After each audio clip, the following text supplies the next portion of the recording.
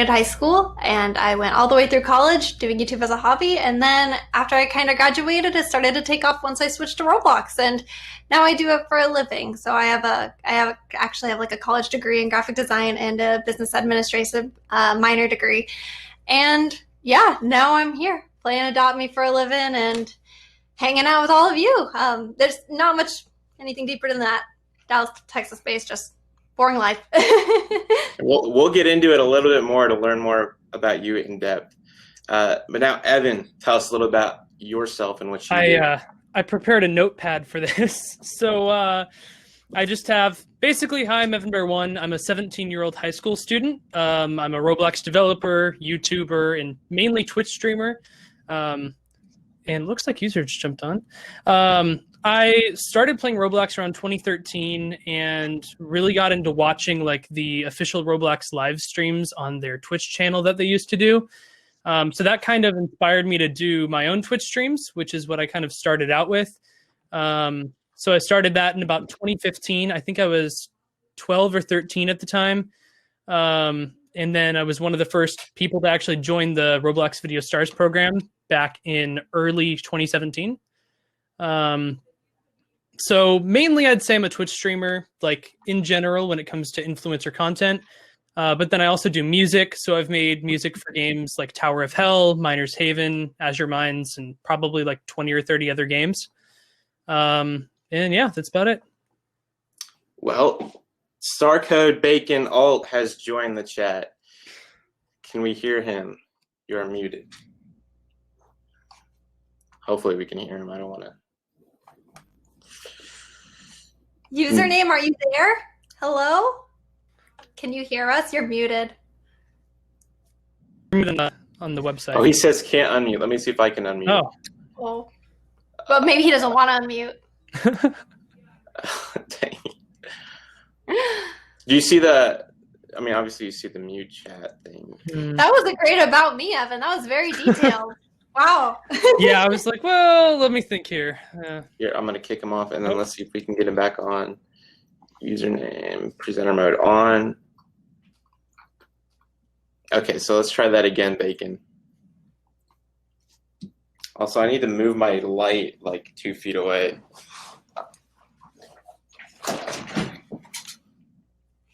Can you unmute now?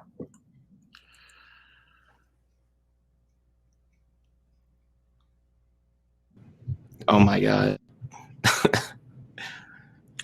You might have to check like your browser settings.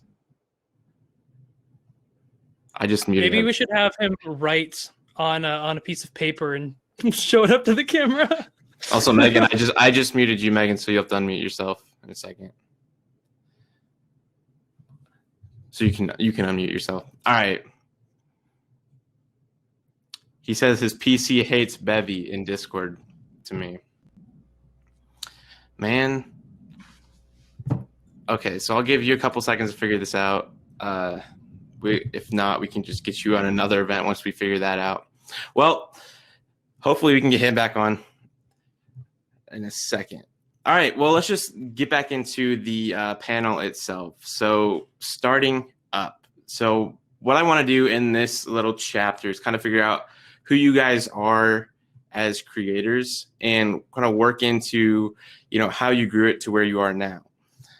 Starting with Evan Bear, could you just talk about what the early days of your content creator career looked like, and what kind of content were you covering and creating back when you did start? Yeah, that's pretty far back because, I mean, as I said, I've been doing this for, I guess, 5.5 years now, which is absolutely crazy. But I started out with just like, and this, I say this all the time because I feel like this is pretty important.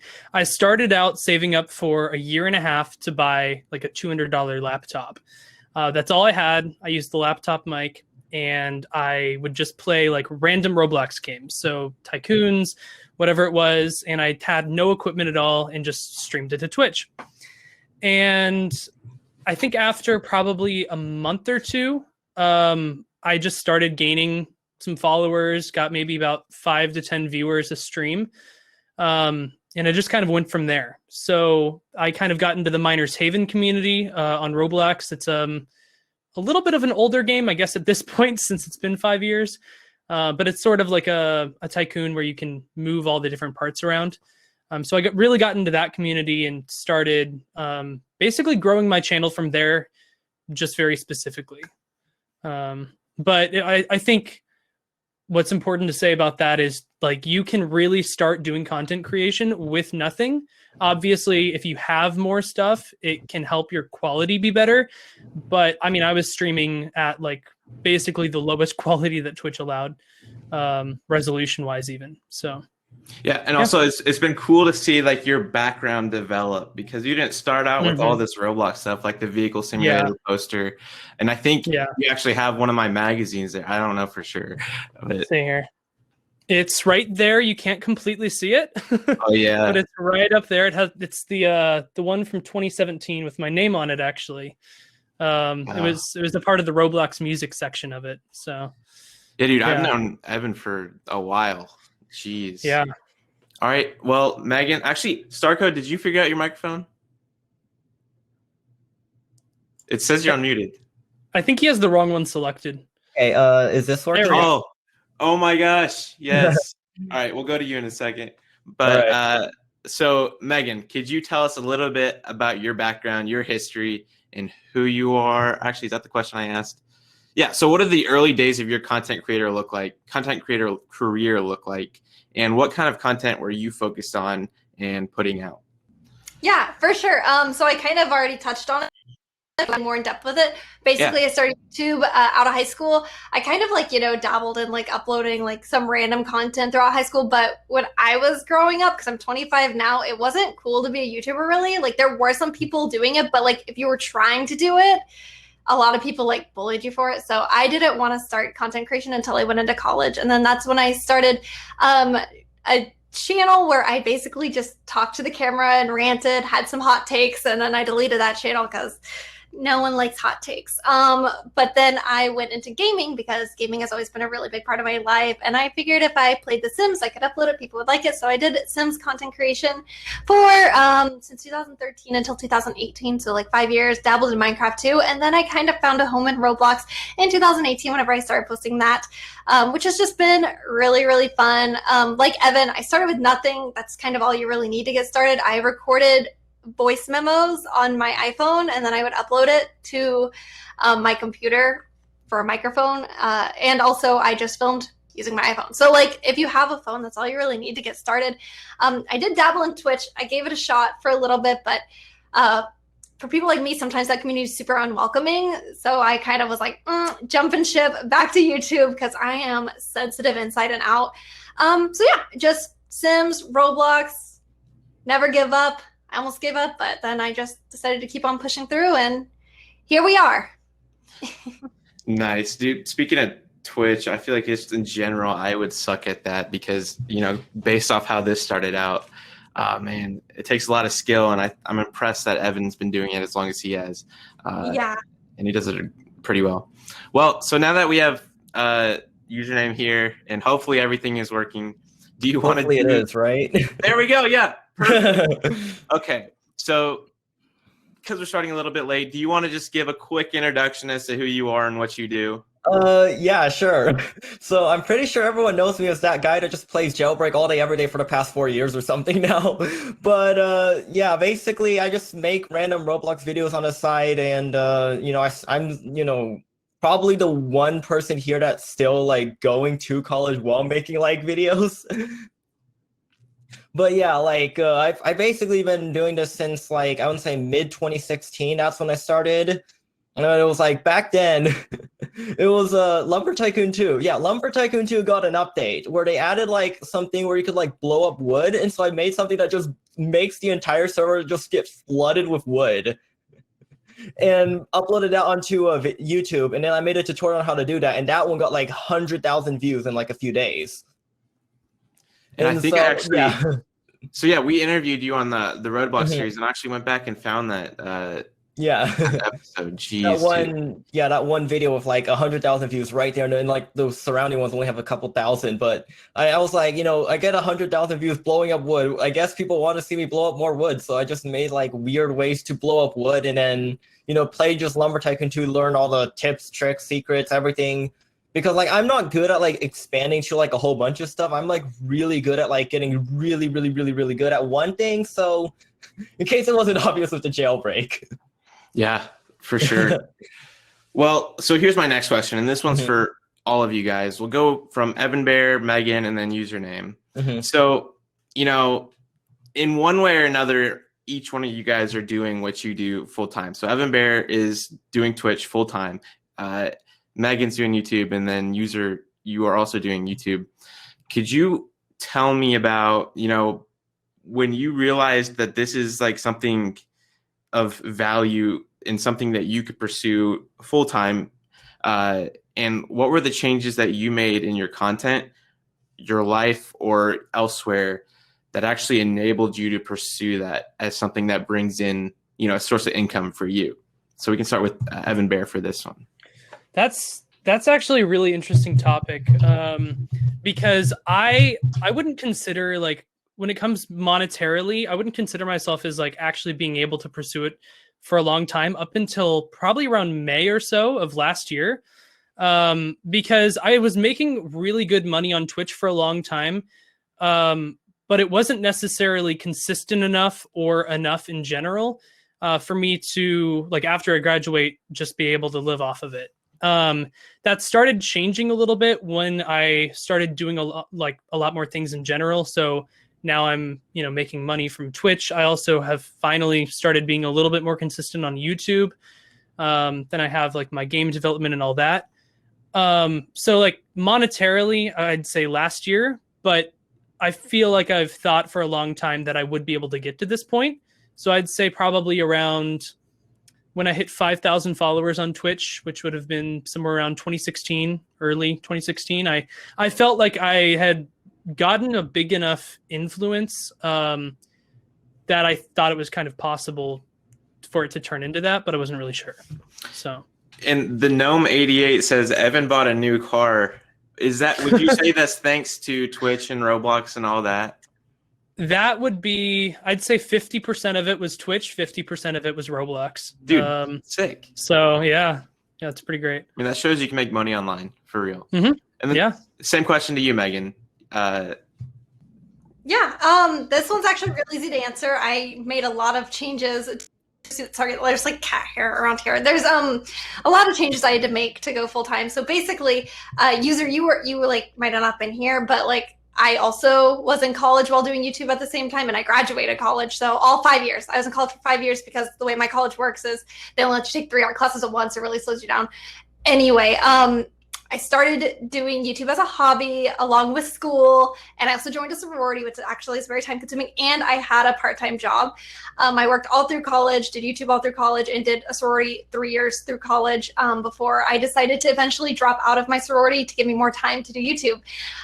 After that, I continued to work for another year, and then I decided to quit my job to pursue YouTube. So slowly but surely, I kind of got some things out of the way to dedicate more time to something that I felt was paying off with consistency. And then I graduated college, which was really great because then I had so much time to do YouTube. So yeah, you kind of got to pick and choose. And for me, I had to drop out of my sorority because I was like, well, what's going to be long-term for me? Something that could lead to an income, or I could be in the sorority for another year paying dues, and it's a time commitment. Like I just couldn't really focus on that anymore. So basically, yeah, I had to make all those changes, and it's super important to stay consistent on YouTube. If you can upload daily, that's how the YouTube algorithm knows that you exist, and that's how they'll push your videos if you're able to do that. I know not everyone is, so even like getting on a schedule like 3 times a week is really helpful. I hope that answered the question. It's definitely possible. We paid off our house with Roblox and YouTube, and I have a car because of Roblox and YouTube. We have Zach a car because of Roblox and YouTube. So it's possible, and it's just a lot of hard work. Yeah. I don't know if that answers the question, but like a lot of consolidating and deciding what is important and then what's going to be viable in the long run. Yeah, and it shows like how serious, like if you want to pursue YouTube the way you have, like how serious about it you have to be. You have to be super serious about it, yeah. All right, username, same question for you. When did you realize that you could pursue YouTube full time, and what pivots and things did you do to actually do that? So mine's a little probably weird because I actually started like my first videos like 2016. That was before I even started high school. So it was like really early in my life compared to like, most people. But, at that point I was like, going through school and, I didn't really have that much to worry about. So I had like a decent chunk of free time. But like at school, people like, saw me as this guy that just played video games and messed around with computers all day. Like, no one, like I didn't really have that much like social life at all. So there wasn't really much to sacrifice. I was just, using more of my free time and just dedicating it to YouTube instead. And then, Jailbreak releases April 2017. A few months later, my channel like literally gets 10 times views and subscribers just overnight. And it just holds, like I expect it to fall after a week. It holds that for the month, then it holds that for like another month. And like even throughout school, it just keeps holding it. I'm like, okay, I probably am like stable. And then like, 2018, it's just been fully stable. 2019, same with 2020. Like in 2020, with the pandemic, it just went like, the growth was just ridiculous. And during like March, April, May. But yeah, like basically starting, I'd say summer 2017, about like a year after I started, that's when I realized this could very well legit be, what I do for the rest of high school and even like into college and maybe even pay off college. Honestly, like seeing like the different ways you guys pursue like online content creation is kind of inspiring for me, and I know for everyone watching. But my next question is for Megan and username. So you both have very defined audiences. And what I mean by that is like you have like your game that you focus on. So Megan, you have, I guess, Adopt Me, and username for now until I guess who knows when has Jailbreak. He kind of talked about that. But what's the strategy / thought process behind focusing on one specific, I guess in this case, a game for your content, and how has that affected your channel? What do you think the pros and cons of focusing on one game are? Well, there's a lot of pros and cons about it. And I think I'm not the only YouTuber who might feel this way. So I don't think anybody intends to be like, I'm just an Adopt Me YouTuber, I'm just a Jailbreak YouTuber, I'm just a Piggy YouTuber.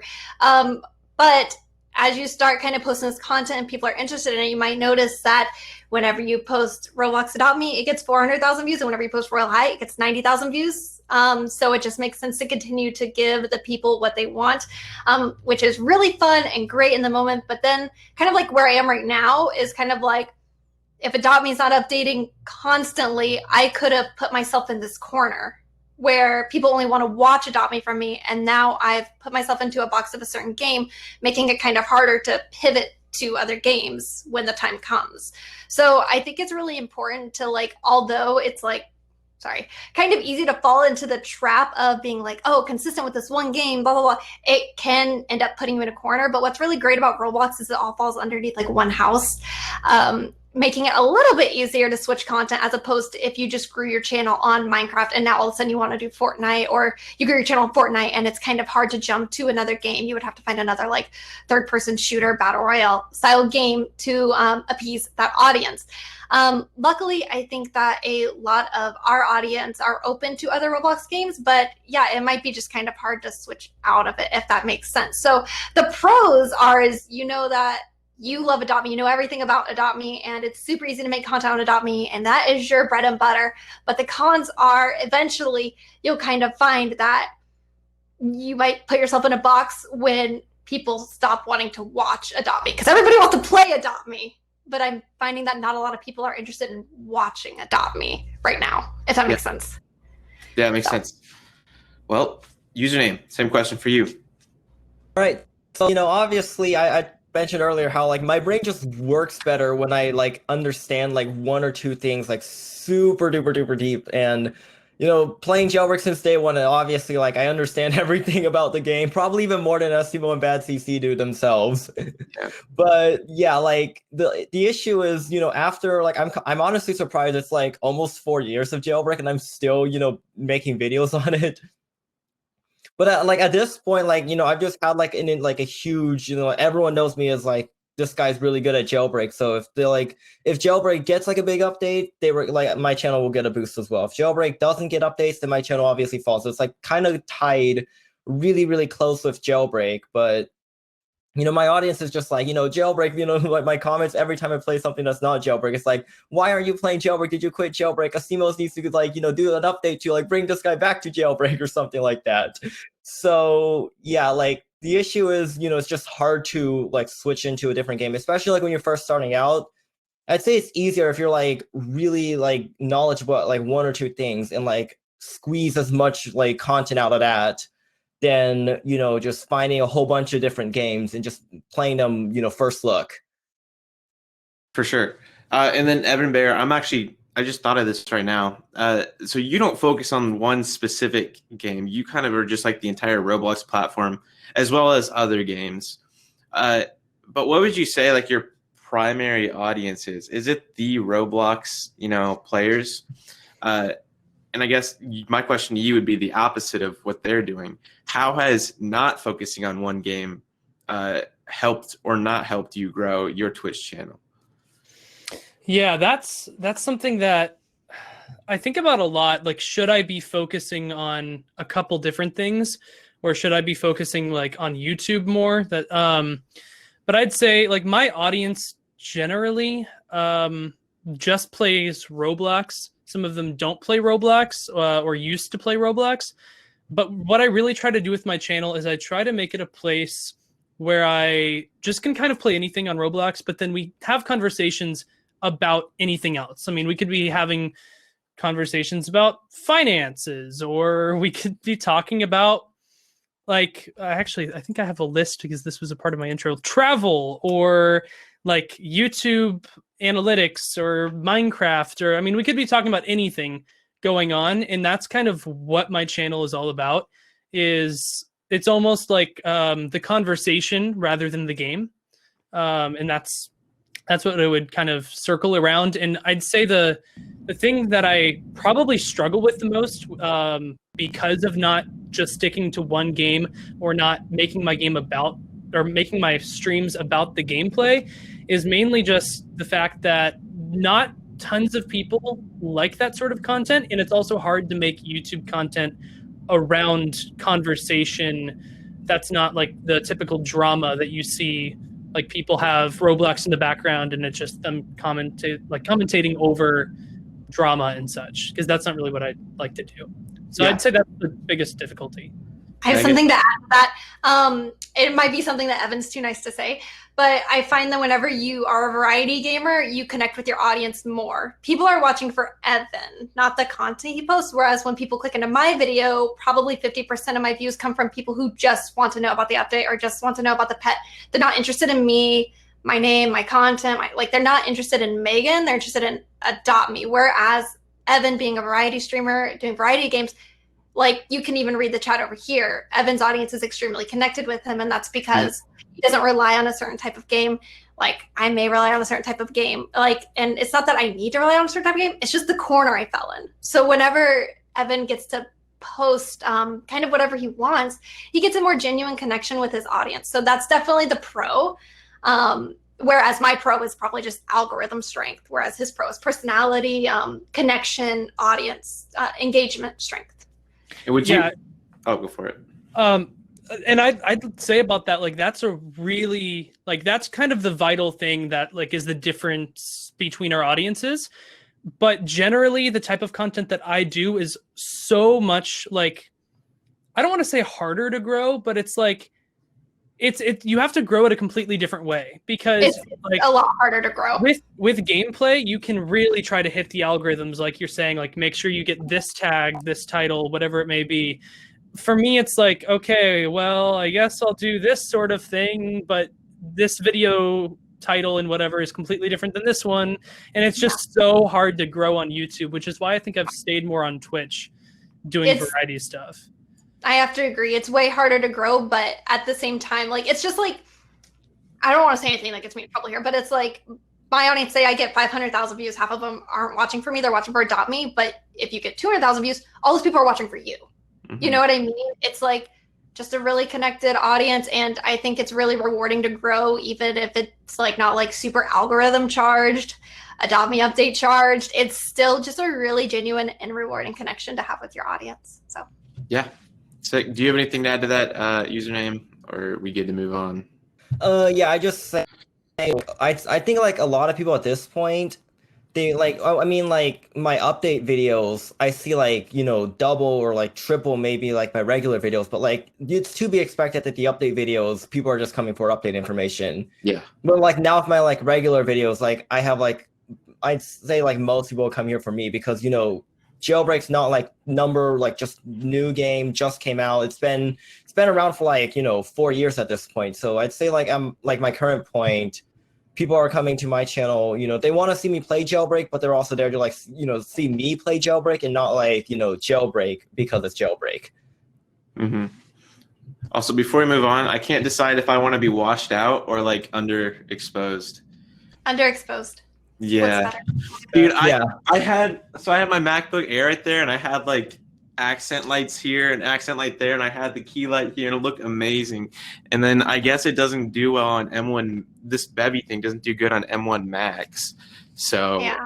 I guess I want to add the username thing real quick because I completely agree with him. Yeah, there's so many Adopt Me YouTubers out there, and if people wanted to watch a different Adopt Me YouTuber, they could. So yeah, it's like people are watching for us, but also it's just like that. Hold on. Yeah, that brings up another question. I completely agree, but yes. Yeah. So this is another question that I was going to ask later on, but I think it's kind of relevant here. So you said there's, you know, obviously a lot of Adopt Me developers, and you could say the same thing about Jailbreak and about really any other game. Would you say it's worth it to start a YouTube channel in 2021? And if so, like, how can users and the viewers now, I guess, take a step to stand out from, you know, the oversaturation that is Roblox content creation? And Evan, this can be translated to Twitch as well. You know, what are some steps people can do to stand out, and is it worth it in 2021? We can start. It's definitely worth it in 2021. Anyone can start. Sorry. Yeah. Well, you can go if you have an answer. Yeah, it's definitely worth it to start. It's never too late to start. I mean, YouTube started in 2008, 9, 10. It's somewhere super long ago. So it's kind of like, yeah, at any point, is it worth starting? Yeah, you never know if you don't start. And I guess a really great place to start is to decide what type of content you want to do. If you do want to do Roblox content, what does that mean for you? For example, a really great way to grow on YouTube is by doing updates and tutorials, letting people know about the newest updates or how to accomplish something, because they'll click in for that. And then if they like you, they'll stay for your personality. They'll subscribe, and then they'll watch your fun content where you're messing around or your fun I pretended to be a trash can for 24 hours to see like what I could get. Like, they'll stick around for that once you get them in with tutorial content, update content, or something to just grab attention. But you are right that Roblox is extremely saturated right now. And I think the best way to stick out is just searchable content, seeing what people are like. Think about what you would type into a YouTube search bar and title your video like that. And also make that video as soon as possible. Jailbreak updates, how to get the new gun, how upload it as fast as you can, because people are searching that, and that's how they'll find you. And I think that's the best way to kind of grow yourself in a oversaturated community where everybody is trying something new, along with sprinkling in original content. The updates and the tutorials are definitely like a stepping stone, but you still have to have the substance there and the videos to keep people around, if that makes sense. Yeah. Yeah, and if I could actually add to that, that's I did that for the Ready Player 2 event that happened back in November, I think.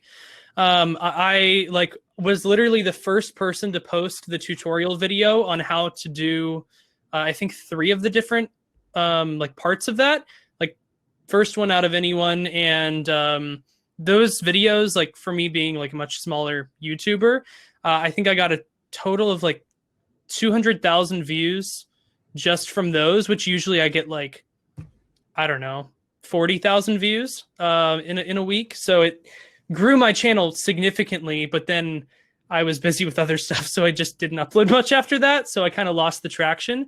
But like really, if I had stuck with it, I'm sure I'd be getting a lot more views on the videos now. And yeah, I mean, that's a really good point. And you can lose traction, but a channel's never dead.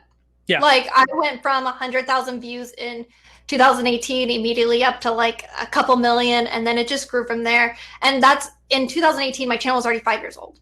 Like your channel will never die. It's all about getting that traction. And of course, if you miss a few days, it's going to take a second to get you back into the algorithm, because at the end of the day, YouTube is deciding what they want to push. Do they want to push somebody who's super dedicated to the platform or not? So you may lose that traction, but your channel is never dead. You might just have to rework your search engine optimization, SEO, or kind of pivot and decide maybe what you could do differently. Is it your edits? Is it your personality? I can't really change that.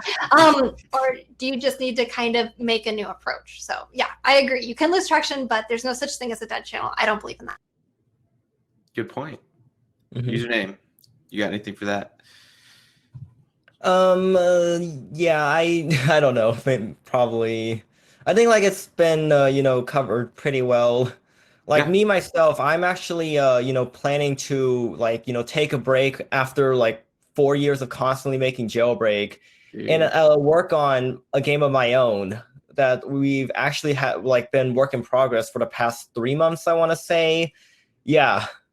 And we're gonna announce it sometime like mid to late February. And yeah, so like I've been like alongside YouTube just focusing on like other stuff, like try to like expand my reach, and like maybe this new game is like super popular and then like it just boosts me up there because I made it, or like I don't know, and like I can make good content on the game I own, like those admin command trolling and like videos that people love to see. Yeah. Like just I've just been thinking, I've actually wanted to make this game for like such a long time, and I finally decided to commit to it because like I've waited this long and no one has ever done it, so I was like, might as well do it myself.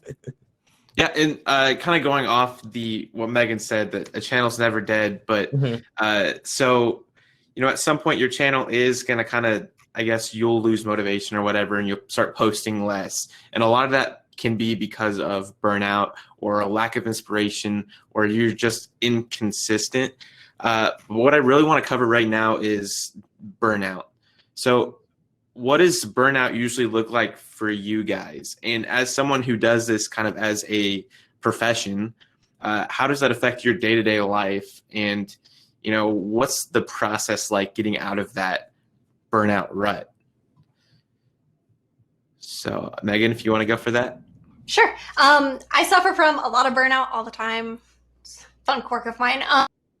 What I do is I actually record 2 to 3 videos for my main channel a day, which allows me to take complete weekends off. Like I normally don't work on weekends. I guess this is kind of considered work, but I like what's the day? Friday or Saturday? I don't know. Saturday, Sunday, I take completely off. I try to take off Wednesdays to kind of give myself time to breathe. At the end of the day, I am running 3 channels. I'm running my real life channel, which I upload bi-weekly on. I'm running my main channel, which I upload daily on. And then I am a part of the BFF squad, which is another channel of mine, which I think we're uploading daily there too. So I am like constantly creating, constantly looking at this screen.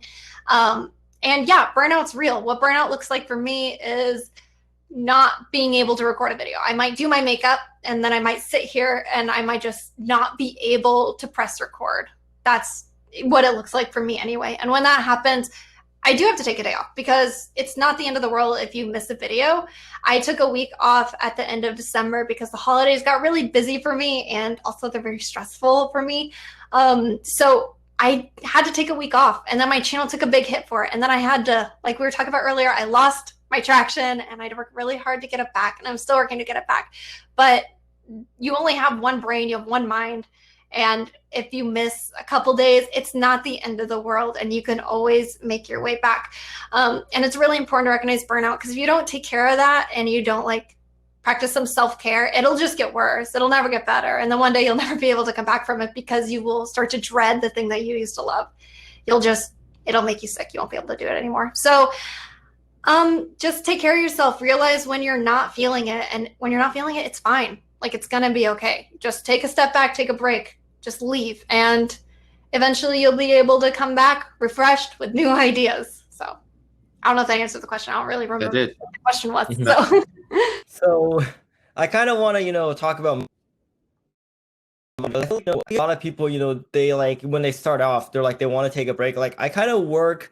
I don't want to say like the full opposite, but like when I take a break, I feel even more stressed because I'm like I have all this free time now. I can like make more videos, do something else, do like make some whatever, and like get a whole bunch of like stuff on it because like I'm just constantly thinking of like new ways to do things and you know like like I said, I'm like working on the game right now, which is definitely like something new, something like refreshing, challenging, and like stimulating, I guess, to like my brain. And I kind of enjoy, like I've been enjoying like messing around with this game for like the past few months here.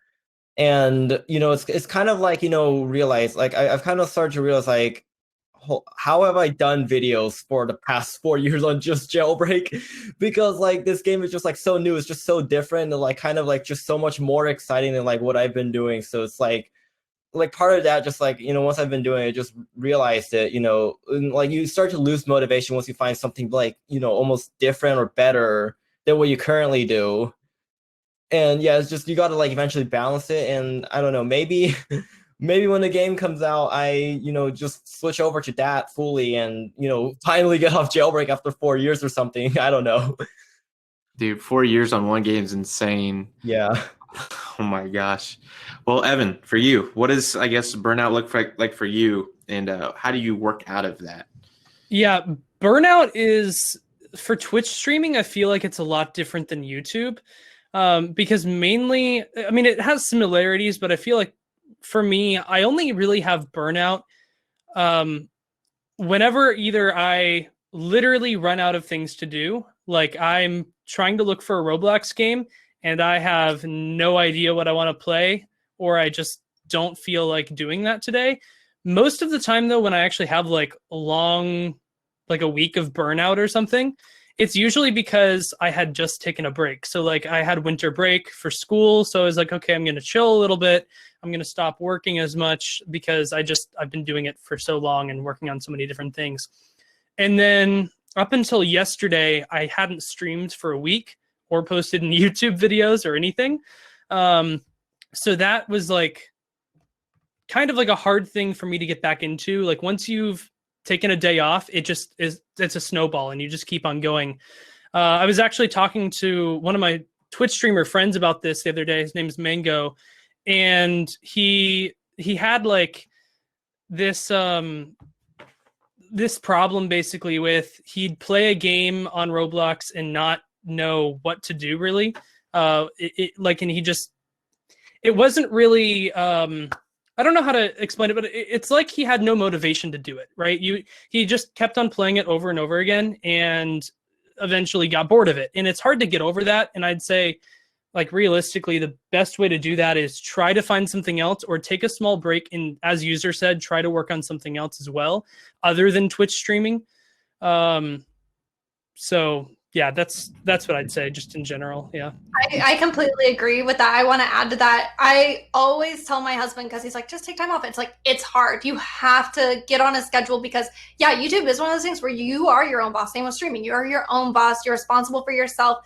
And if you take a day off, I'll just take another day off. I'll just do another. So it's really hard. Like, you do need to take those breaks. But for me, I was like, I'm going to take this week off and Monday I'm back. And regardless of how I felt, I had to come back because it is a slippery slope. And I have seen people be like, I'm just going to take a break. And then they never come back. And then they try to get back on that horse where they're uploading daily and they just can't. It's really hard and sad to see. And also I see a lot of people like, where do you get the motivation? Where's your motivation to do this? Motivation. No, it doesn't exist. To a point, you stop looking at motivation and then you start turning towards discipline.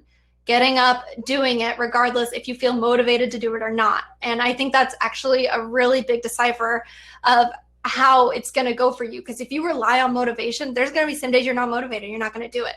It comes down to discipline and making it happen, even if you don't want to do it. Like doing your homework. Oh, I don't really want to do it, but if I just get it over with, because it is hard. And I know that maybe if there's some viewers here that's like, wait, what? Megan doesn't love playing Roblox every single day. It's hard. it's a job. It's very hard. I love it, but it does come down to discipline as opposed to motivation a lot of the time. So, And I have one more thing. I probably shouldn't say this, but my motivation, honestly, is Starbucks coffee. That gives me, it gives me some motivation here and there. Kids, don't drink coffee early. It'll stunt your growth. But listen, coffee helps. Am I the only one that has problems, falling asleep, so I don't drink coffee here? Dude, because I'm up at like 12 in the morning, just constantly thinking of like ideas, and that's when all my ideas just it's like in the middle of the night, just like it just suddenly comes. Wow, I only drink coffee in the morning and then or tea. So I have to overdose. Yeah, I have to overdose on melatonin every night. Just I just like try not to get like too much caffeine because my like sleep is already bad. Understandable. Yeah. So Evan, if you guys didn't notice, Evan's doing like chat challenges while we're doing this. Like the chat's like giving him bits. Oh yeah, I'm trying not to read it now because they're making me laugh too much. Every time I go like this, I'm like trying not to laugh. Because, yeah. Well, so on the topic of, Megan kind of covered it, discipline. So, I mean, obviously being a full-time content creator takes some discipline because you have to like kind of very carefully stay away from burnout, but also not step back too much to where your channel is suffering. What would you say how important is it to structure your day and kind of like to throw you guys into the fire? What does your day look like as a content creator? So whoever wants to go first. I guess I'll first. Basically, like right now, it's kind of like a lot different than what I did like in the rest of 2018, 2019 when I had high school. Like now that like my classes start later in the day, like I'm up later and it's kind of similar, but like just shifted back like an hour or two. But I just spend the morning just looking at Roblox, playing the game, and just looking at the community and see if there's any new secret glitch, secret bug, whatever, any update announcements, sneak peeks, whatever. If there is, I'll make a video on that. If there's not, then I'll just use an idea I thought of a while ago. And then I always record 8, 9 p.m. my time, and then just get it all done within until 1 in the morning, and then have it scheduled by then. So most of the day I'm just out there finding ideas. It's the bulk of the thing. Actual creating it's not, it doesn't take too long. I record 30 minutes to an hour usually. And updates or update information is even shorter than that. Yeah.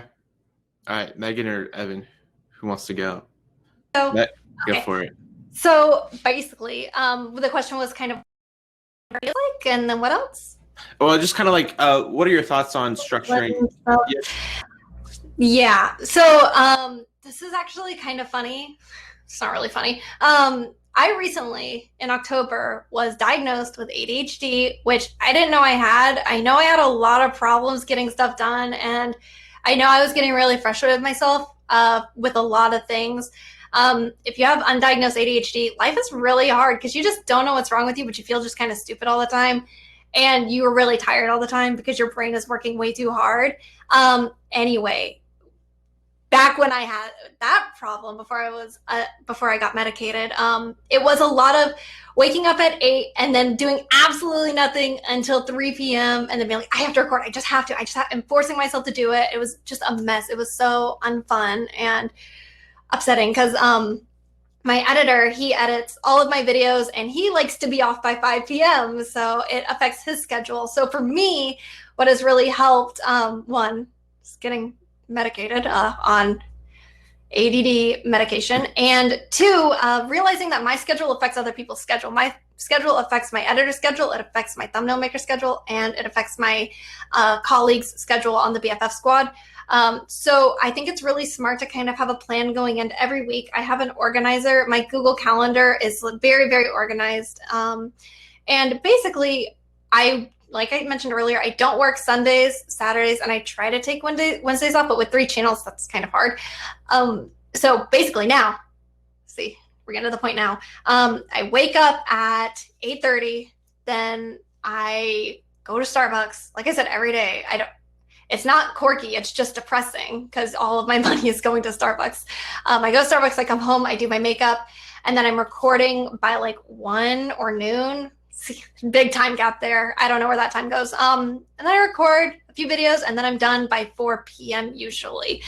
Yeah, I don't know. And then I get to watch a movie or something. My husband, Zach, he does a lot of game development stuff. He's developed 2 games, and he's on his 3rd now. So he's in hours and hours and hours and hours of meetings a day. Bacon, you probably know because you're in it too right now. So our days are kind of just work, work, work, and then we're done. Sorry, like I said, I'm all over the place usually. Yeah. Takes me forever to get anywhere. It's actually, Evan Bear's working on a game as well. It's a really cool. Oh, yeah? Yeah, all 3 of us, yeah. Jet Wars 2.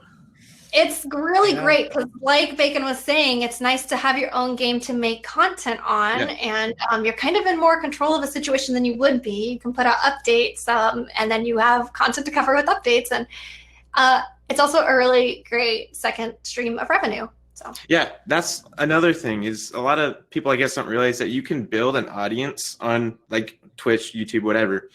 But that's an audience that you can direct towards other places. Like if you were to create a game, that game would be something your audience could potentially be interested in, and then you make videos on that and whatnot. But let's move on into the Roadblocks and challenges because we are running a little bit behind on time. And this is a question again for all of you guys. But let's start with Evan if he's ready. This is going to be a big question too. So was there ever a time in your content career where you just wanted to give up and move on? But obviously you didn't. So what kept you going? I think you're going to have to come back to me. I don't know if I've ever thought about quitting. Oh, really? You're just, okay. I don't think so because from what I recall, I mean, there were times that it was difficult. There were times, I'd say, I guess, probably around a year ago this time, where I was like, well, I guess my Twitch channel is kind of dying. I didn't think about quitting necessarily, but I'm like, oh, I guess I will have to go to college. That's what I've thought about and I might still. But I'd say the only time I've thought about, taking an extended break for more than just a couple weeks or, whatever, or just quitting in general, it's really never happened up until a year ago, realistically, when I had like a social life. I had like a lot of friends who were all here, and they were all foreign exchange students, so they're not here anymore. But they, I mean, I was barely streaming at all, was really just kind of hanging out with them. And I had thoughts about quitting, but not really anything crazy. So yeah, that works for me. Megan, do you have anything for that question? Everything for every question. Yeah, I thought about in summer 2018. Basically, I was posting The Sims all the time, and then I had a fallout with EA, the company. Can't really talk about that. That was super annoying. So I didn't want to post Sims anymore because it hurt too bad to support a company that I don't super support anymore. So basically, it hurt really bad to post that, and my channel was dying really, really fast, and I was only making like $800 a month, and that's not enough to live on. Not where I live anyway. And I started looking for jobs, even though I had an entire graphic design degree, business minor. It's always good to have a backup plan. I started like looking at apprenticeships in floral shops and stuff like that because I'm super interested in that. Anyway, yes, I was gonna quit, and then I remembered that I had some friends back in 2017 tell me how popping Roblox was, and they're like, it's gonna be the next big thing. So I was like, I'm just gonna try switching to Roblox, see if I can create content over there. Loved it, loved Roblox, had so much fun on it. So easy to create content on a game that you love and that you have passion for. And I'm passionate about Roblox, the company, as well. So that really helps. But yeah, I almost gave up. And the only thing that stopped me from giving up was just switching up my content, trying something new, last ditch effort. I had nothing to lose, absolutely nothing. I was already about to quit, and it worked out. So Roblox saved my life, I guess. I don't know. Sick. Username, you got anything? Okay, You're actually mine is like a little because like I don't know if I want to get too deep in it, but like, without something to like, make like just put like a bunch of like my spare time into, I don't know like what I would have done. Like, cause I was at a point, where it was just like, all I did was play games all day. And I couldn't relate to anyone at like school and people, it was just like a kind of a toxic environment. And then, I made my channel just like, if there's anything I'm gonna do, I'm just gonna like put a bunch of time in this channel and just see where it goes. And if it go, back in like 26, I remember calculating like now I would have like slightly under 100K subscribers if I grew at that rate. We've like 10 times that. So yeah, like I don't know. It's just been like for the vast majority of like this time, like I've just been like, this is like the one thing that like it's kind of like gonna, get me, up there, get me more people to like, associate, like bring my life back together from the whatever mess is happening like back then. It was like such a mess with like, I made a few videos on the mess that was, 2015, 2016 in my life. And, making videos just, it's something I enjoyed, something that could potentially, make, give me recognition, give me resources to do other things I want to do. And yeah, here I am now working on like basically I'm just some guy that's out of high school in like first year in college and just messing around with stuff I want to do. I guess for me, I never realized. So I forever would hear people say, like really successful people say, "Yeah, I wanted to quit, but I didn't, and I kept going, and it was great." And I would hear these stories of people wanting to quit, and I would always think that I wanted to quit, right?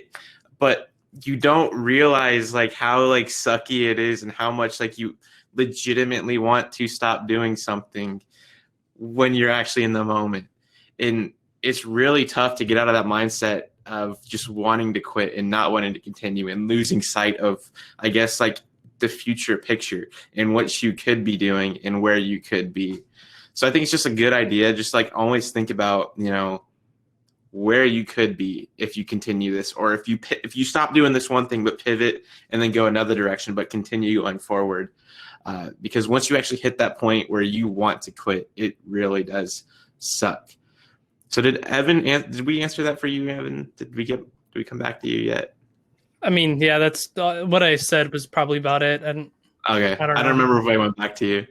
Well, to follow up with that question, what has been the biggest challenge you guys have faced so far as a creator, and how did you overcome it? It's pretty similar to the, wanted to give up, but I just want to know a specific example of like a really big challenge you faced, whether it was like, a lawsuit, if you can talk about it, or like something, absolutely crazy that you didn't think you could overcome, but you did.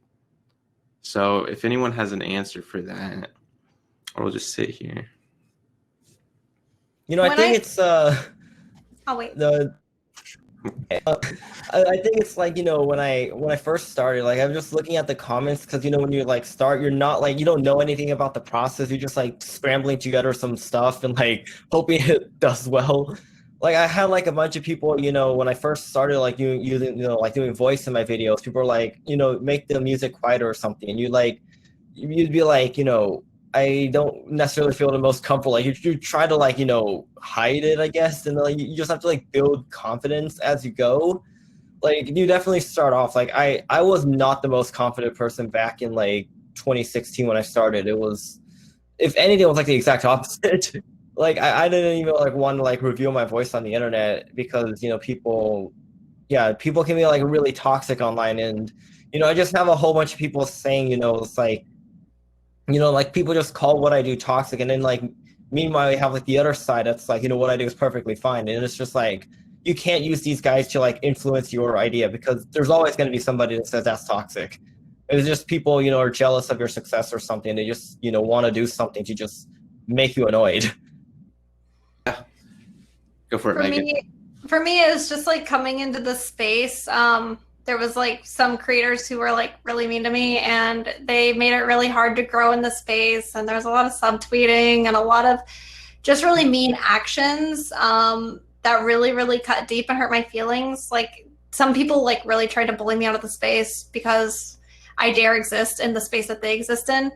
And I guess any advice I have for that is when you're feeling alone and like you don't have any friends in the space, you just got to worry about yourself, because nobody's going to care about yourself like you care about yourself. So it doesn't matter what people who don't like you say, because they're not paying your bills and they don't care about you, and they would not walk on eggshells for you like you would for them. So it's really important to stick to your guns, do what makes you happy, and don't really worry about, like Bacon said, the toxic people, because no one's going to care about you like you care about you. So you got to just push through, and there will be a community there for you that you'll find, and a group of friends that you'll find, even if you didn't find them at first. I cannot, like, this is my biggest advice to anybody. Nobody is going to care for you like you're going to care for you. So if you're like, I don't want to do this because I don't want to make so-and-so mad, so-and-so's going to do it to you. They're going to step on you to get to the top. And I'm not saying step on people, but if you're minding your own business, you're having a good time, keep minding your business and having a good time, because people will get jealous and people will feel threatened, and they'll go out of their way to hurt you for no reason, even if you've been nothing but nice. So just stick to your guns, worry about yourself. As long as you're not going out of your way to hurt people, do you, you know? And people are going to get mad about anything on the internet. They're going to get mad about everything. You just can't win with when people don't like you already. They're going to look for every reason to hate you, and there's nothing you can do that'll make them like you. Yeah. And it's just got to worry about yourself. For sure. Evan, what was the question? Oh yeah, what was like a big challenge? Yeah. Yeah. I mean, I'd just say the same thing that they said, just like it's more so of figuring out how to grow an audience while also accepting like the hate, because that's like definitely, I mean, that's something people hear all the time. If you're watching some, like a lot of influencers say that a lot, just like you have to figure out how to see it and just be like, that's just that person. If I believe what I'm doing is great, then I'm going to keep on going.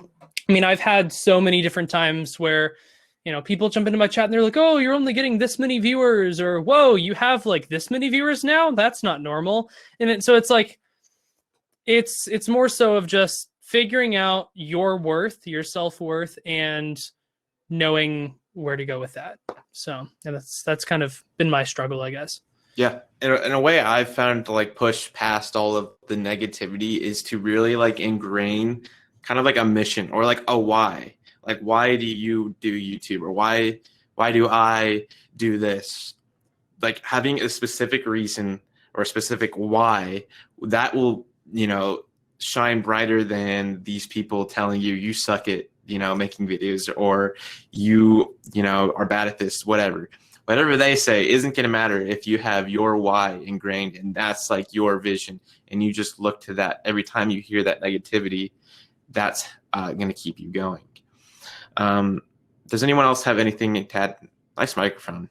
Anything to add to this question? So any struggles or anything else? Or can we get to move on? All right. So earlier, Megan mentioned that you know, her schedule affects other people, specifically her editor and her thumbnail maker. So I don't know if everyone here outsources anything, and this could be like related to, you know, game development too. But you know, why do you guys outsource? Why don't you just do the whole thing on your own? Is there like you know, a pro or a good reason? Why do you outsource, I guess? If I don't have to spend 2 hours editing my video, I can make more videos. So it's just like, I used to edit my own videos. I used to make my own thumbnails. I made all my own thumbnails until like 2 weeks ago. And with that time, I can make more content. Like if I'm running 3 channels, I wouldn't be able to do that if I didn't have somebody editing for me, just because it's hard. Editing takes a really long time. So just the time that I can use to create more content is the reason why. Because I know how to edit, I know how to make thumbnails, but yeah, not what I love to do, and it helps me do what I love to do. Yeah, I'd say the same thing that she said. Like, it just saves you time. I used to outsource like editing, but then that editor had to quit due to personal reasons. And I just never really decided to get another editor, because I felt like if I was in control of my content, I could make it exactly how I want it. but then that also turns out to me not posting videos very often. So it's, it's, if you're outsourcing editing, like she said, you can make more videos, whatever. Personally, the only person I really work with on other stuff, he's in the chat right now, Champion Builder or Damascus. He basically does everything that I can't, or I don't know how to, and it would take me hours upon hours to learn how. So that's scripting my game, like 3D modeling my UGC items. He's even like one of my moderators for my Twitch and Discord. So that's just mainly what I do. Anything that I know I could maybe learn, but it would take way too much time to do, and I might not be as good as just paying someone. But that's where I'm. Yeah. So yeah, for me, like I've always wanted, full control over like what goes on my channel, because after all, it's my channel. It's not like, XYZ company, whatever, like, channel. So, I want my channel to be like me. So I want like, just full, like, I don't know. I've just always wanted full control of like everything. But then, come like, making a game, you can't just have one person, script, because I've seen the result of like 1 or 2 man teams, and they just can't keep up with everything if they still want to do other stuff. And so that's why, I've hired like, people to like help, code the stuff, but I can still do like all the, the stuff I can do, like, the setting up, the, the back end and everything that I know how to do. Like, I can still control that. And then if there's like a few like, graphical materials, textures, whatever, I can make those, because, I want it to like look like how I want it to look. And then if there's like some stuff that I'm just not that great at, it will just take me like way too much time, like Evan said, to like learn it myself and then do it. Like I just have like someone else do it, because maybe they have like better technique. They have like, years of experience doing it. They know all like the tips, tricks, and everything. And it's just more like, optimal if they do it instead of me. Yeah. And that's kind of, go for it. Sorry, I just wanted to add to that, because I used to be just like you, user, like where it was like, it's easier if I do it myself. I know what I want. I'm going to do it myself. Like, because that's what took me so long to pass off my thumbnails to someone else. Overall, it was contributing to like me, like the burnout mentality. Like I just could not do it anymore. It was very, very hard for me to let go of my thumbnails. But my video editor is actually my brother-in-law. So he lives down the street. I talk to him on the phone. He's like one of my best friends. We hang out all the time. So finding a good editor is really hard. So the fact that mine is my brother-in-law, I have a lot of trust in him, because I know that he cares about like my success. He's not going to cut corners. That's another thing. When you find an editor, you might be like, then I have to watch all my own videos to make sure that this person's not cutting corners, or that they didn't leave this mistake in that I know I could have grabbed, or maybe they won't get my humor and they'll cut out some of my jokes.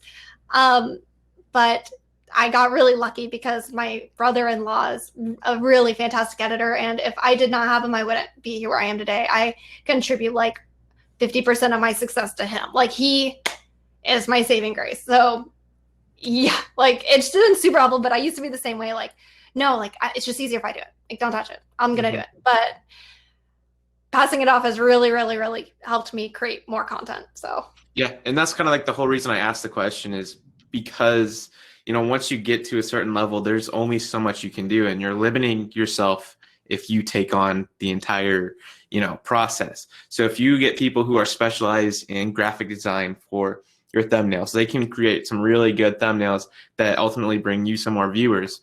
Or if you get someone who specializes in editing, that grows the quality of your channel. And, just overall, I feel like getting people who specialize in different areas in which you are not an expert in or don't have a lot of experience in is definitely like a really good way to up the quality of your channel. And it's definitely an investment. I think you got to put money into your channel to grow it at some point. You also need the write-offs for when tax season rolls around. So that's a whole other topic. Yeah. Also, I'd like, the other thing that like, keeps like me away is like the moment, I lose like a majority control on it, like, those people that are like, you didn't do it. It's like the other person's work at that point. It's just like, you kind of don't want to get associated with that, but then you realize like almost all the big creators have, lots of people working like for them to like make the content they make. That's where I was before I passed off. I was like, but then it's not me. It's not my content, and somebody else did it. And I can't say I got there by myself. like I said, maybe it's easier because it is my brother-in-law, so it's easier for me to be like to share the like kind of weight because I know how much he puts in and how much he deserves it as well. But I totally like I'm right there with you. Like it's like I want to be able to say I got there by myself. I didn't get where I was. I didn't collab with one person, and I'm really happy to say like I didn't collab with one person to get where I am. No one wanted to collab with me when I started, as mentioned before. They tried to push me out of the space, and now I can stand on top where I am and be like, I did this. But I leave that into someone who's a professional now because I know I can work on my, like you were saying, it's like, I'll get really good at this thing and I'll leave these people who can get really good at this thing. And then overall, we'll all be really good at our own sectors. So I agree. Another thing is like, with the collabs, like I don't see people, saying like collabs or like this person, carried the other person because when I did collab back in like 2017, 2018, at first it was like with other smaller Jailbreak creators. And then I did it with Creekcraft and, other people like Joey the Player, Nubneb. And, like we just like, it was like a challenge that made sense. Like, and it required multiple people. So like, you can't really be like, oh, they did it because, a hide and seek game requires more than one person to play, right? For sure. Yeah, like I collab now. It's just, I guess I'm contrasting it. I used to be in a group called the Proper Idiots and Proper Dummies, and I used to work with Unspeakable Gaming a lot and Moosecraft a lot. And I would start just getting a ton of comments on my channel, like, where's Moosecraft? Where's Unspeakable? Where's Nathan? Where's Moosecraft? Where's Unspeakable? And it just, they weren't on my channel for me. They were on my channel for someone else. But I was so small compared to them. So that's why if you do collab, you kind of want it to be in the same range with other viewers, and not in a weird way, but it's just like if you're a smaller creator and you collab with somebody bigger, that's what people are just going to want to see on your channel. You're just going to get tons of comments. Where's Moosecraft? Where's Nathan? Where's Moosecraft? Where's Nathan? Like, and it's just, it makes you feel bad. Like, oh, you're not watching my channel for me. You're hoping that this other big YouTuber comes on. So collabing is so necessary, and I do it a lot now, but no one wanted to collab with me. So that's just how I got where I am. I wanted to, no one wanted to. So yeah. Evan, do you have anything to add to this? I'd say the only thing is like kind of almost the opposite of what Megan said. Like when you do collab with people, you are going to have the people that come into your comments and say all that. But at the same time, like those same people that are just looking for, those people, there's also a ton of them that are finding you and now like you, the same or more than the people that led them to your channel. So collabs, like they just help you out a lot, and you're not stepping on someone. You're not like using someone to get up there, but you're like actually able to just find a bigger audience and people can find you better. That's what I do. Yeah. I feel like this is just like from my point of view. I only have 5,000 subscribers on YouTube, but I feel like if you're going to collab with someone, it needs to be like in the same like area as you, because you're going to attract their audience. And if you want their audience to kind of transfer over to your audience, it's got to be something that they're interested in. So if you're doing Jailbreak content, you might want to collaborate with a Jailbreak YouTuber, not like a Adopt Me YouTuber, Yeah, I just want everyone to know that I am pro collab, because that's not what I was saying at all. I was just saying nobody wanted to collab with me. I was like, does anyone want to collab? And they were like, delete your channel. So I'm pro collab, just like no one wanted to collab with me. So that's why I could say I did this myself. But I have other situations where, it'd be really great to make friends making Roblox videos. It just unfortunately didn't happen for me that way. But I'm pro collab, okay? Just everyone knows. Roger that. We got it. Well, so on that note, let's get like practical advice. So for the new tubers, what could you guys tell us about the YouTube algorithm, and in Evan's case, the Twitch algorithm? And if you know like more about the YouTube algorithm, what are some steps newer YouTubers like myself can take to optimize their channels? Whether that's like in titles, thumbnails, tags, if those even do anything. What are some steps we can take to optimize our channels to kind of please the algorithm gods of YouTube? Megan? I'll go. Sorry. I came in as like, don't hog the mic, because I always do at panels. I always hog the mic. Anyway, I actually have a lot of advice on this. SEO is super important. As I mentioned earlier, what would you type into like a search bar? You know what I mean? Like, would you type in how to get the new Adopt Me, blah, blah, blah. Title your video like that title what people are searching in the search bar, because that's how your video will come up first. Tags do something, but now most recommendations pop off from the recommendation, not the search. So it does help, but at the same time, a lot of your viewers are coming from recommended and the sidebar. So I would just really recommend trying to stay on topic, stay on trend. On trend is super important. And I know a lot of people don't want to hear that, but it is hard work to get in there. It is hard work to know exactly what's going on in the community. When Piggy was popping off, it probably would have been beneficial to throw out some Piggy videos. I didn't do that. I should have. So it's just like when these trends arise, Among Us, for example, hop on it. As soon as you start to see someone playing it, start playing it, put your own spin on it. I'm not saying to copy anybody, but it's like, it's a trend for a reason. Everyone's doing it, and it's a community for a reason. Everyone's doing it because you can't have a community with one person. It just doesn't work that way. So definitely look at what people are posting. Are they posting Adopt Me? Are they posting Royal High? Like, what are people interested in watching? What tutorials can you post to get there? And also, watch time is super important. Among Us is half dead. Somebody said in the chat, yes, I think that trend is already falling off. I think we're waiting for something new to arise. I'm not sure what it is, though. But watch time is super important. YouTube's algorithm really cherishes watch time. So if you have longer videos, you're going to have longer watch time. Generally, I have about a 50% retention rate on all of my videos. So I don't recommend dragging a video out to where somebody really is beating their head to get to the point, because if they skip, that doesn't help the algorithm, but also you don't want to just get it all up in the first minute and then have people click out. So trying to get that watch time up, keep people engaged, talk to your audience in your videos. That's all going to contribute to YouTube being like, wow, this video kept people on YouTube longer.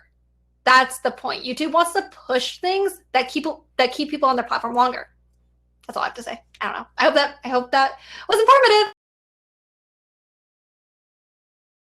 Muted. You're muted. My bad. Well, I want to kind of hear a little bit about the Twitch platform, because I don't understand too much about how that works, or how you build an audience through Twitch. I love talking about this. Okay, so here we go. Here it is. Twitch does not have an algorithm. Wow. Twitch has zero discoverability. You can basically not grow on Twitch at all. Unless you get really, really lucky and you collab with the right people.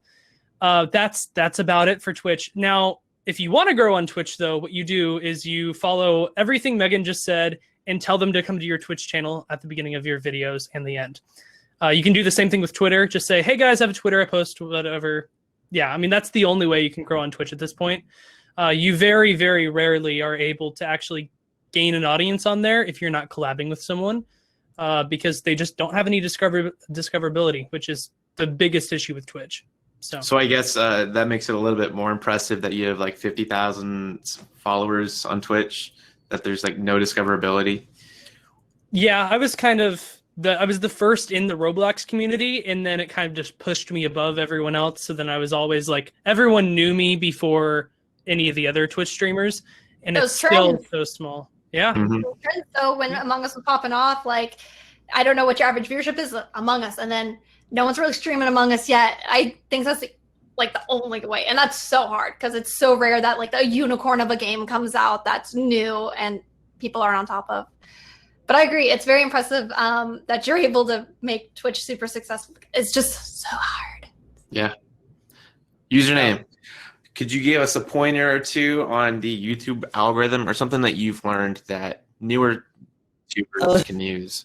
I don't know. I've been just making Jailbreak, I kind of, at this point, if you search Jailbreak on YouTube, I guarantee you the first 3 or 4 videos, at least one of them would be mine, maybe even 2. But yeah, I mean, it's kind of at the start, you just gotta make content that just stands out from everyone. Roblox is just super, crazy flooded right now. Even it was already kind of sort of flooded back in 2017 when I was there. Now it's just even crazier. So I couldn't imagine what you'd have to do now, because back then I would just do random dumb stuff in a game, or just stuff that people just didn't, it was just rare or uncommon to find stuff. I remember like back in the day, like, everyone has this like notorious thing of like, bacon hair equals new player. So I would just play as a bacon hair player, but then arrest every single person in Jailbreak. And people would come back and see more of that. And I guess that's how we have the bacon hair thing. But Yeah, and I guess like, breaking stereotypes and everything like that. And I guess your bacon hair character / brand kind of sets you apart from other YouTubers, because when people see that, they think of my username's this. You kind of created that brand around yourself. Yeah. Which, I mean, that works. So it's about 7:30 right now. We got a little less than 30 minutes, but I do want to jump into some audience questions that were submitted before the event. So my first one is from Wooly Wool. He asks, what incentives do you, influencers, usually expect when a smaller developer is requesting you to play their game and, I guess, create a video of it? Megan? I think this is a hot take topic, and I kind of just want to pass on it because it sounds like the question is to incite some sort of dev YouTuber star divide, which is already extremely bad. I know a lot of devs think that YouTubers should pay them to play their games, and a lot of YouTubers are like, I just gave you 1 million views for your game, you pay me. Yeah. I am stepping out of this one. Understandable. I'll comment on it. It's something that I've thought about a lot because, I'm releasing a game soon. I've worked with a lot of developers in the past. I've been to RDC. I've talked to them. It's like there is such a divide between the two. But I feel like if they're looking for the exact, what should I give to YouTubers for them to play my game? If they're really wanting that answer, I'd just say, you can just probably give them a code, give them a couple coins to get them started so they can at least like get into the game and they don't have to like grind a little bit so they can make their content more interesting. You don't have to pay them like 50,000 Robux or whatever. Most of them will be fine with a free code. Maybe give them a free code to like give to their viewers. I'd say that's really about it. If you're looking specifically to get a YouTuber to play your game. That's really all I'd say. So, as a game developer, and maybe it's because we're YouTubers too, but as a game developer, my husband and I have considered paying YouTubers to play our game monetary value. And maybe that's just because we're a YouTuber and we're used to doing brand deals and stuff like that. I charge Disney for a brand deal. I charge Tampax for a brand deal. So it's like, to get that promotion, I charge for it. Now, if I pick up a game, I don't think I should like have to pay to play the game to make content on. I don't know. I'm just not going to get started. I think it depends on the person mainly. I mean, it's if they want to do it or not. I know some Roblox YouTubers who only accept developers who pay them actual money, not just Robux. Others, like smaller ones, especially, will just take the codes. Even bigger ones will take the codes. So it just depends on the person. Just talk with that person who you're wanting to play. And the content. For example, Evan, variety streamer, would probably be able to pull off a game easier than me, an Adopt Me streamer. I don't normally play other games, and it's not like I take deals for other games. Like, some people email me like, can you play this game? It's like, if I play this game, it'll get you no attention, and it'll get me no attention just because it's not what my audience clicked into my channel for. So I'm really sorry. So yeah, depends on the YouTuber. Sorry, I'm chiming in a lot. I'm just trying to contain myself. Yeah, for me, it's just like, if it has nothing to do with Jailbreak or Arsenal or anything close to that, it's probably not going to do well for me. It's probably not going to do well for you either. So, yeah. And one last thing we should probably mention is this podcast is sponsored by Raid Shadow Legends. I just saw that. I know, I'm watching them as well. Well, second audience question. This is from Cronat. He's also a YouTuber. So, do you think it's harder to grow in the Roblox YouTube / Twitch stream or scene now compared to a couple years ago? So, Megan, if you have anything for that. I think it's kind of like, it's a very saturated topic. It is harder to grow, but it's not impossible. Like I was saying before, you never know if you don't try. You should just start. It's definitely going to be a little harder because people were starved for this content a few years ago, and now they have so much content they can barely keep up. So it is harder to grow, but if it's your passion and you want to do it, just try it, because can't succeed if you don't try, and you can't fail if you don't try. So just gotta try. Yeah, I'd say every day you wait, the harder it will get. So just start now. Yeah, If you have free time, go for it. for sure.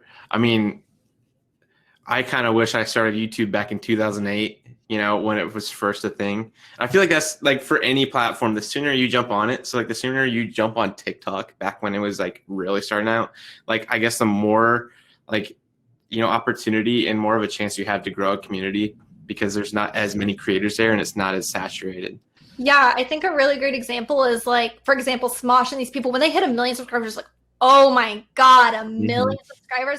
And I have 3 million subscribers, and like, no one really knows who I am. Like, I can walk in public just fine. Like, you know what I mean? So there's so many creators out there, so many accounts out there. The numbers haven't quite, like, you know what I mean? It's like the inflation of the YouTube market. It's just harder for milestones to be like insane at this point. Yeah. Okay. Next question is from, let me pick one. Let's go with It's Noxy.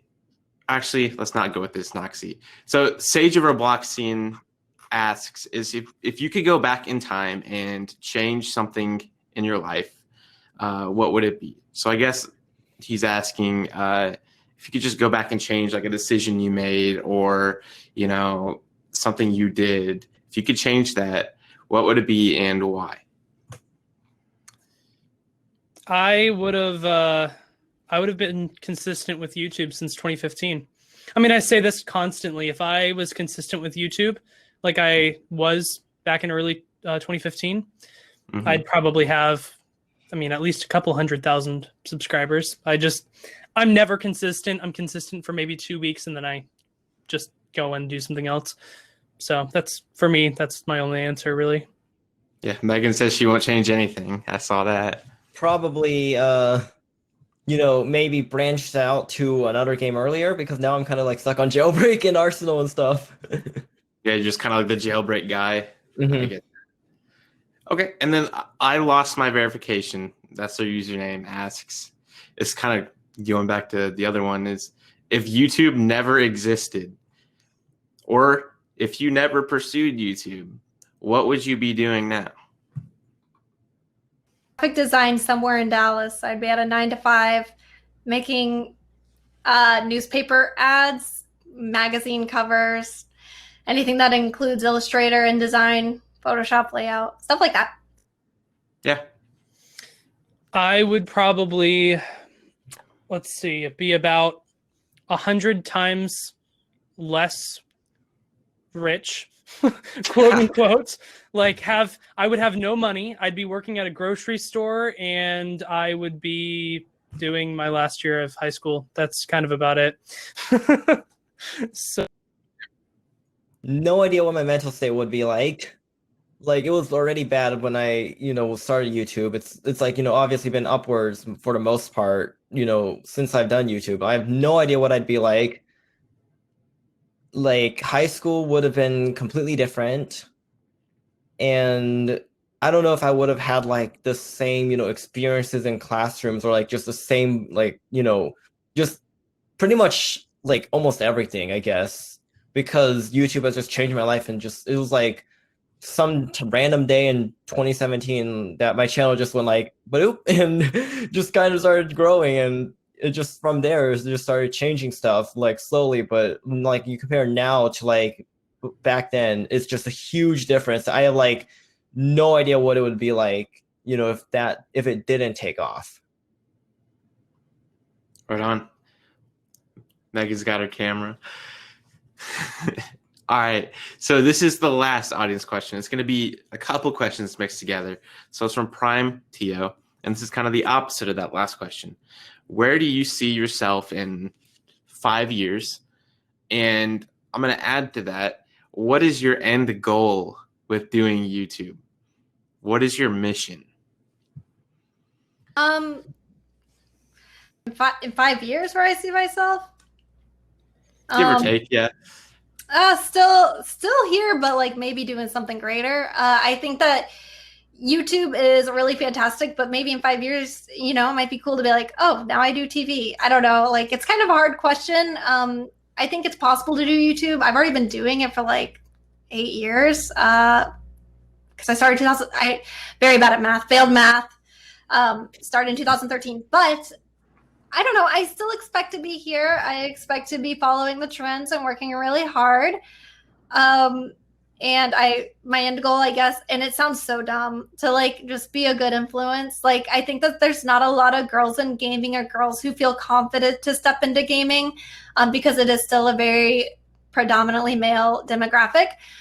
So what really makes my day and what really makes everything worth it was back whenever we had conventions, like meeting viewers, or when somebody runs up to me. Oh my gosh, people are talking about Sniper Wolf. Like, I made a girl gamer joke, and I guess Sniper Wolf like made a quote like, it's just gamer, not girl gamer. It's still a rarer breed. But I guess I just want to influence people, teach them to be nice to others, and give them something to hop on and watch and make their day a little bit better. Like, that's my goal at the end of the day, is just help people in any way I can. So.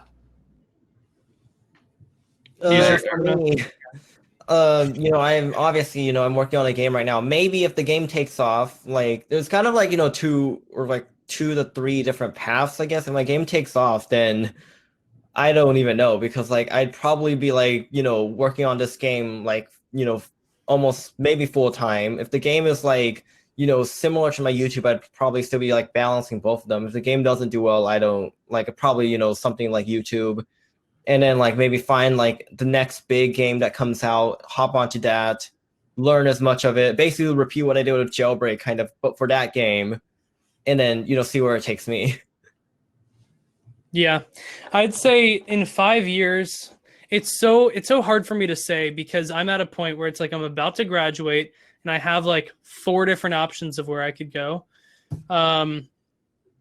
And so, I mean, right now, what I'm wanting to do, where I'm trying to go, is graduate high school and then take about a year off before I decide if I want to go to college or not.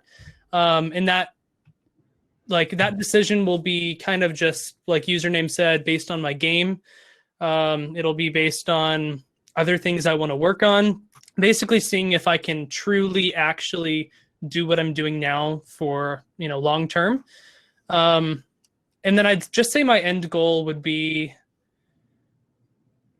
probably just to become, like, get the ability to make whatever I want and not have to rely on doing one thing or like being restricted to something. I mean, all 3 of us kind of talked about this on Twitter earlier today with all the financial stuff. But it was basically what I said was, I want to be able to just live my life and experience things and make stuff that I want to do without having to think about money first, making sure that or not have to think about, okay, I have to do this to be able to live. Actually create content that is just completely within my creative freedom, even if not tons of people are going to watch it. That's kind of my goal. I want to add on to that, because that makes so much sense. Like, YouTube gets really stressful, and it's like, oh, I need a banger Adopt Me video today, but it'd be nice to be like, today I'm playing My Game Trader. Sorry, but I have to worry about bills. Like, somebody sent me a YouTube comment. It kind of hurt my feelings because I don't think it was completely true. It was like, I stopped watching your game channel because you put on a character. You're so much more yourself in your real life channel. It's like, yes, of course I'm myself when I'm vlogging, but I'm the same person when I'm doing Adopt Me. I just only have to talk about Adopt Me. So It's just like, the games, I find having, 2 games out, they monetize a lot better than YouTube CPM.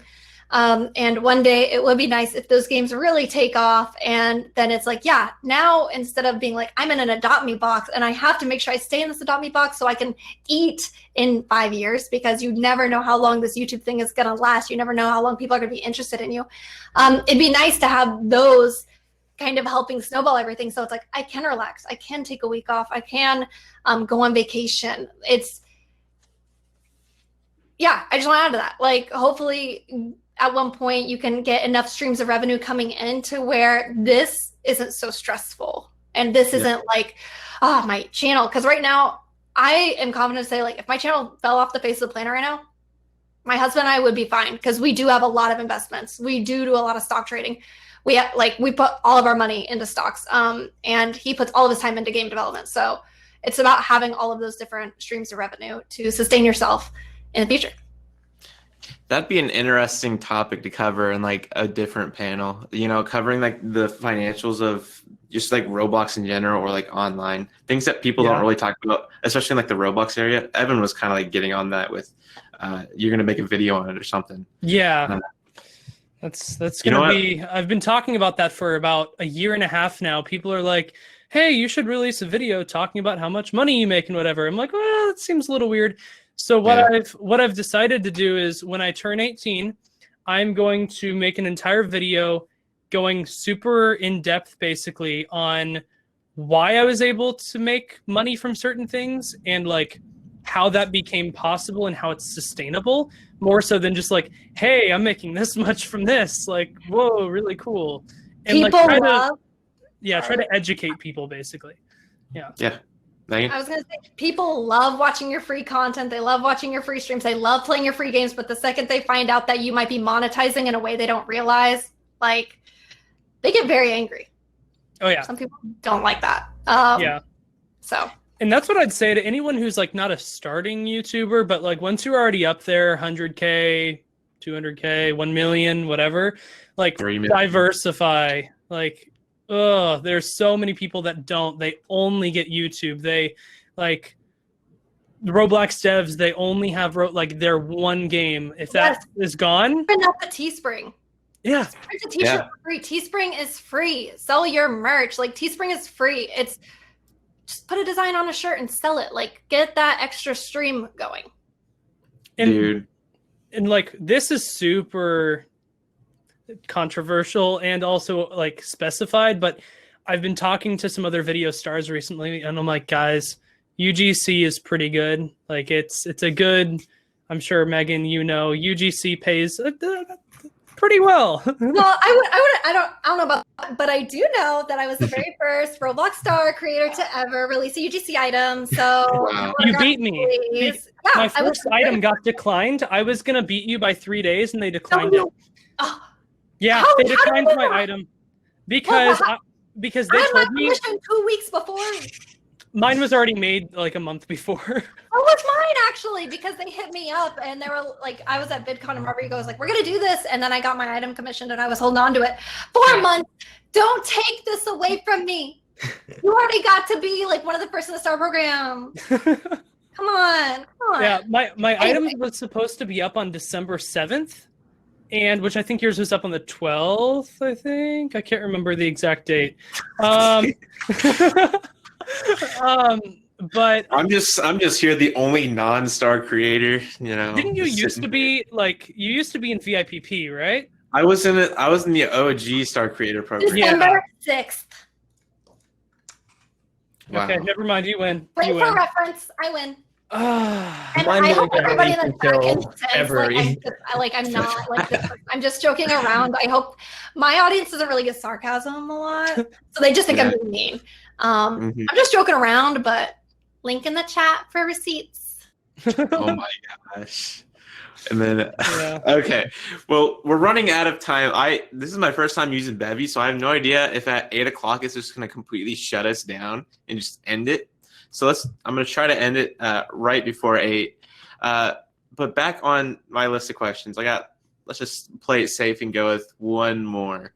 So if I get just, a sentence or two of advice from each of you that you would give to an aspiring creator, whether it's for Twitch, YouTube, or elsewhere, what is a piece of advice you would give to someone looking to do YouTube full time?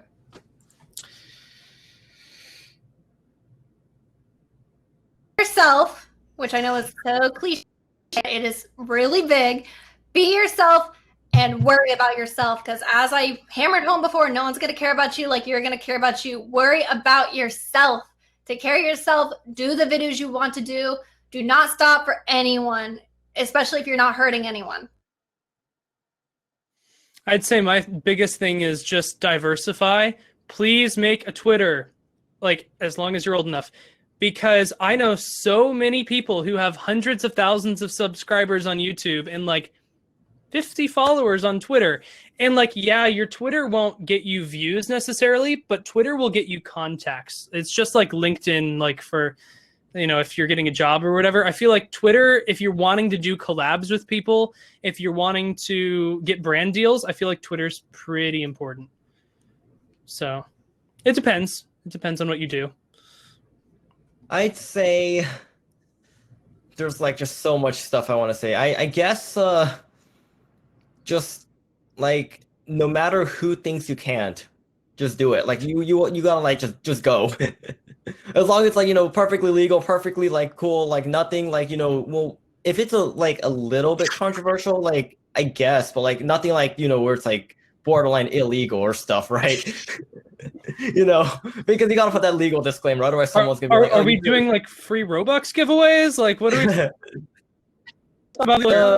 Yeah, like, you know, someone's gonna like imply, you know, some really, really nasty stuff, but you know, as long as, you know, it's doesn't harm anyone, just, you know, and people say you can't do it, you know, prove them wrong, I guess. I guess whenever we talk about like content you shouldn't post, like it'd be really messed up if I made a video like, I hate Albert and here's why. And I love Albert. We text, we're friends. Okay, like sorry. But I'm using him as an example because we are friends. It's like if I made a video like clickbaiting Albert and how much I hate him, like that's content that hurts people. It's content that clickbaits and ruins somebody's reputation for no reason. Like there's so many like Megan Place forgot to stop recording. No, that didn't happen. Those Discord messages are all fake. I don't even get on Discord really. And don't make content that hurts other people. So that's what I'm talking about when I say as long as you're not hurting anybody. And I think that's what user also was trying to imply. Yeah. I was thinking like, you know, there's like somebody, like the reason why I said that is because like I said that like one time without the disclaimer, someone's like, oh, so I can go do drugs then? Oh my gosh. Yeah, no, I see what you're saying. That's why. People gonna be people. Yeah. Well, we got about 5 minutes left. I want to thank Megan Plays, my username's this, and the Evan Bear 1 for taking part in the first YouTuber panel. Sorry, it was a little bit rough in the start. We had to figure out some bevy issue with usernames thing.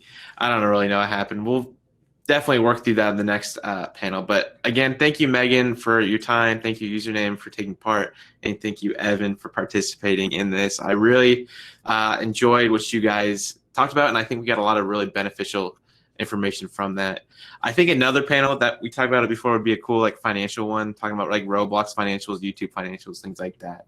And then once again, I want to thank Hidden Devs for partnering with us to promote this event and get it out to people. You can find their Discord. It was linked in the event page. It's also in all the emails that were sent out to you guys. Is there anything else you guys want to say while we're still going?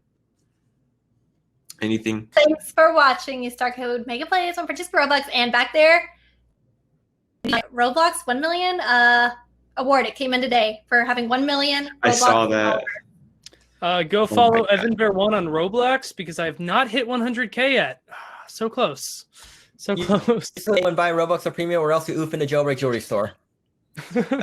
You can't use my star code because I don't have one, and that's pretty sad. But use mine or promote mine. I guess my viewers will be mad. Okay, fine. Use star code EB1. There we go. EB1. Okay, they're all saying it in chat, so I'm like, well, guess I have to. All right. Well, once again, thank you guys. For everyone viewing right now, you can follow everyone on Twitter. Their Twitters are in the emails that were sent out and the event page. I'm going to end the event for all you guys, but thanks again for attending, and I'll see you guys later. All right. See you guys. Oh, maybe he just left. Maybe it's just us. Hey, run the show. Oh, this is our event now. Oh, my. Okay. Bye. I don't know how to stop. Leave. Goodbye, everyone.